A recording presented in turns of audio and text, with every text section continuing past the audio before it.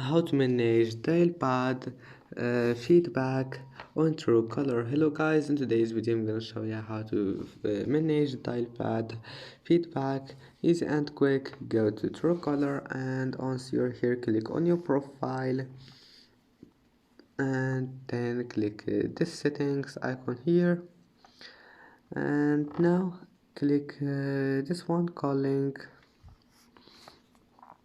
and then scroll down until you find it here, dial pad feedback, and that's it. I hope that can help you. Just click on it, manage it, it's easy. And now just go back. And that's it for today's video. If you like this video, please don't forget to like and don't forget to subscribe, and thank you for watching this video until the end, and see you in the next video.